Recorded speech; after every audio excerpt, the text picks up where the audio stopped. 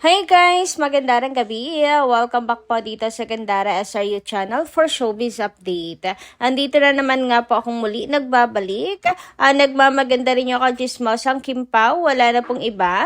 Ang lokaret na si Gandara upang maghatid sa inyo ng latest update and fresh happenings patungkol kina Kim Chiu and Paolo Avellino. And para po sa gabing ito, ang tatalakayin naman natin at pag-uusapan na ilang mga kaganapan sa Showtime na talaga namang alam ko na ikatutuwa po ninyong lahat. At syempre, grabe din po ang aura ng isang Paolo Avellino. Hindi mo rin matatanggi talaga. Anyway, bago tayo mag-start sa mga hindi pa nakaka-subscribe sa ating channel, maaari lamang na pindutin po ninyo ang subscribe button at notification bell na nariyan sa baba upang kayo maging updated at ma-notify tuwing may bago tayong chika at balita hinggil sa Kim Pao. Basta mga balita na may kinalaman po kina Kim Chiu and Paolo Avellino, sagot na po natin yan. At bilang pasasalamat naman sa walang sawa pong pagsuporta ng ating mga taga-subaybay, narito at mayroon po akong ilang comment na napiling basahin ngayong gabi. So narito po ang first comment natin mula kay Ma'am Dina La Fortesa. Sabi niya rito, kung si Kim ang tinutukoy na buntis, ibig sabihin noon secretly married na sila ni Paolo. Gandara, noong si Kim at si Yan laging nagta-travel, hiwalay daw sila ng room lagi. Kaya nape-preserve pagkababae ni Kim. And kudos din naman kung tumagal po ng ganoon katagal si Sian na inalagaan niya si Kim Chiu. So salute for that. Kahit ano pa man ang sabihin natin, mayroon din po siyang nagawa kay Kim Chiu na mabuti. Pero ayun nga, siguro hindi rin kinaya. Kaya mas maigi nang i-split ano man ang meron sa kanilang ugnayan upang kesa naman sa 'di ba sa pilitan or sa pilitan si Kim, mas lalong hindi naman natin yon matatanggap. Anyway, so ayun na nga lagi kong sinasabi, alam niyo naman yung paniniwala ko kay Kim Chiu. Talagang napakatibay niyan. Kahit anuman dumaang mga chismis, hindi ako papatibag sa paniniwala ko kay Kimi na dalagang Pilipina talaga yan, lalo na sa ganyang mga bagay na talagang still pure si Kim Chiu. 'Di ba? Na-preserve po niya ang kanyang sarili para po sa lalaking handa siyang iharap sa altar. So, ayan. Anyway, kung may ganitong chismis nga katulad yan, na blind item, etc., tapos may makakulang si Kim, masaya yung iba na sana si Kim Chiu. Lalo na kung si Pao po. 'Di ba? Dahil ang laman daw po ng blind item, may anak na rin daw yung lalaki. So, kung ganon, imposible na alam niyo walang basbas sa Panginoon ang kanilang pagsasama o kanilang relasyon kung totoo na siya'y laman ng blind item.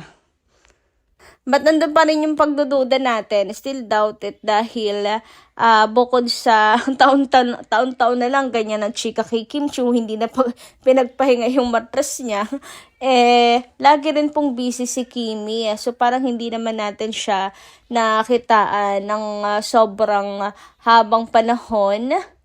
Maliban na lamang nitong last Christmas and New Year na wala talaga siyang paramdam and all. Kaya paanong mangyayari yon na secretly married? Mahaba pong yan, mahabang preparasyon yan. Lagi pong siksik-liglig at umaapaw. Talagang hindi na magkasya ang oras ni Kim sa kanyang schedules. Minsan nga, 'di ba, nahihiwagaan pa tayo kay Kimi. Kailan siya nag-practice? Kailan siya nag-rehearsal?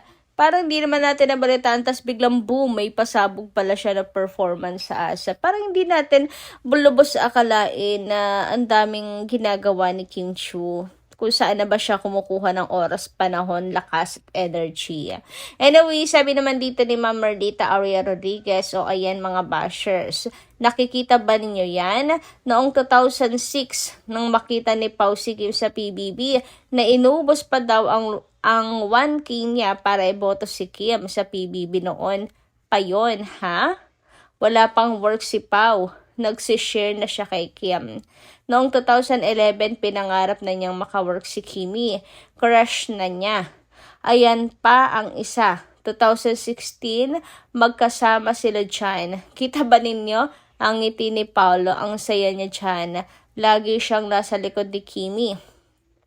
Sa Beroka, mas nagpapapansin na si Pao kay Kim hanggang sa naghiwalay na sila ni Sian. Hindi na iniwan ni Paolo si Kim. Nung ginagawa ni Kim ang fit check, nakabakod na si Paolo. Bilangin niyo yung taon na pinaghintay ni Paolo kay Kim. Ngayon, sino ang naunang nangarap? O naunang pinangarap ni Paolo? Di ba si Kim agad kaysa kay Janine? Nung panahon na yon, raver ang BF ni Janine. At si Kim ay si Sian. Alam ni Kim na gusto na siya ni Paolo. Meron ba kayong nakita kay Kim na nag-first move siya? Wala. Pero si Jay, noong unang project pa lang nila, nag-first move na agad siya at hiniwalayan niya agad si Raver kasi ayaw ni Paolo na makasira ng relasyon kaya hiniwalayan niya yung boyfriend niya dahil akala niya liligawan siya ni Paolo. Ang hindi alam ni si Sir Deo, sinuyo na si Kim para sa linlang.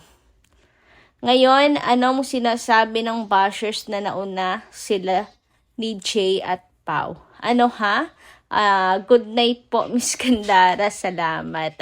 So, alam niyo yung trend na yun, 2016, nakakatuwa. Kasi, napaka-vocal ni Paula Avellino sa kanya pong pangarap na talagang makatrabaho po si Kimi. As in, from the very start na lumipat po siya sa ABS, talagang pinangarap na niya na si Kimi makatambal niya. And napaka-consistent niya. And makikita nyo na grabe, bawat encounter niya with Kim, like yung sa bench, di ba? Parehas po sila na naging endorser. So, grabe yung mga post niya, talagang pinupost niya. Doon pa lang, talagang makikita mo yung paghanga ni Paolo kay Kim. Tapos, ayun, pero walang ginawa naman si Paolo para manghimasok sa relasyon ni Kim Chiu. Nag-intay lang talaga siya. Hindi nga niya akalain.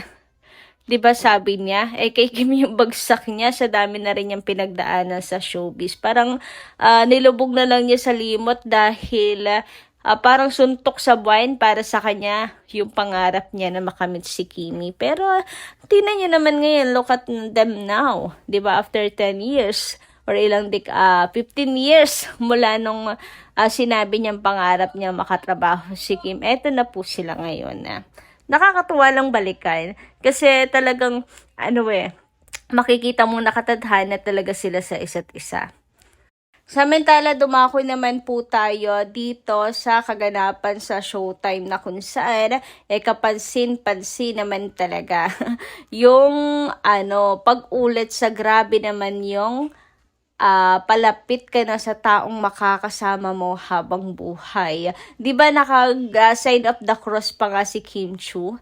Talagang sabi ni Kimi, kasi binubunot na naman po siya. Ayan, lahat naman daw talaga na ipinagdadasal natin ay may bibigay ng Panginoon sa tamang panahon. Yes, true. Kaya pa-sign of the cross si Kim Chiu. Talagang inaano na niya kay God. Sinosurrender niya po kay God. Talaga na sana itotoo na yung taong makakasama niya sa habang buhay ay si Paolo na, hoy, charot lang. Pero tama naman sabi ni Kimi, lahat na ipinagdadasal po natin ay ibinibigay ng Panginoon sa tamang panahon. Pero kapansin-pansin talaga yung pagtuon ng mga host kay Kim Chiu, yung pag-ulit ni Kuya Chong na talagang lumingon kay Kim, pinagdiinan talaga kay Kim. Yung malapit ka na sa taong makakasama mo habang buhay. And lahat sila, si Bestie, si Ryan, si Jugs, halos lahat sila Meme Vice, pinagdiinan nila kay Kimi na malapit na sa taong mahal mo sa buhay. Si Kim naman super happy lang. Wala ka makikita sa kanyang in denial siya na ano niya, pinipigilan yung mga co-host niya. Basta masaya lang siya na para bang nakita na talaga niya ang mahal niya sa buhay. Ang makakasama niya sa habang buhay. At ipinapanalangin niya sa Lord, kay Lord, na sana'y hindi na siya magkamali. 'Di ba? Sana ito na talagang tunay, naninigurado. Kaya siguro na pa sign of the cross si Kimi, hindi ba? So totoo na nga kaya ito. Since lahat ng mga host, 'di ba? Halos lahat ng mga host ay ipinagdiinan sa kanya 'yan. Nakapag-propose na nga kaya talaga si Paolo. So, totohanan na ba talaga to? Eto na ba talaga to? Totoo na ba talaga? And makikita mo rin naman talaga kay Kim na wala siyang kumbaga pagpigil sa mga co-host niya, na pa-sign of the cross na lamang po siya, na para bang, ayun nga tulad ng sabi ko, pinagdadasal niya sa Diyos na sana'y totoo, na parang pinagdadasal niya na hindi na siya nang magkamali. Eto na yon, siya na talaga yung makakasama sa habang buhay, na sana tama ang desisyon niya, ganyan. So, ang lakas nung fighting spirit ng mga fans na talagang eto na yon, talaga ikakasal na ang Kim Pao. Marahil nakapag-desisyon na si Kim Chiu at nag-propose na siguro daw si Paolo. So yan ang basa nila kay Kim Chiu ngayong araw. So kayo ba mga ka-Kim Pao na nakikinig ngayon dito sa ating channel, anong inyong masisay tungkol dito? Ano ang inyong palagay dito sa naging reaksyon ni Kimi, pag-sign of the cross niya, at ang pagdidiinan talaga ng mga co-host niya sa kanya na malapit na sa taong makakasama niya sa habang buhay? Comment nyo nga lang po dyan sa baba. And hanggang dito lang po muna ang ating update, Maraming salamat po sa inyong pakikinig, and kita-kits po tayo muli sa mga susunod pa nating chikas patungkol sa Kim Pao. Marami pong salamat, and ingat po kayo parate.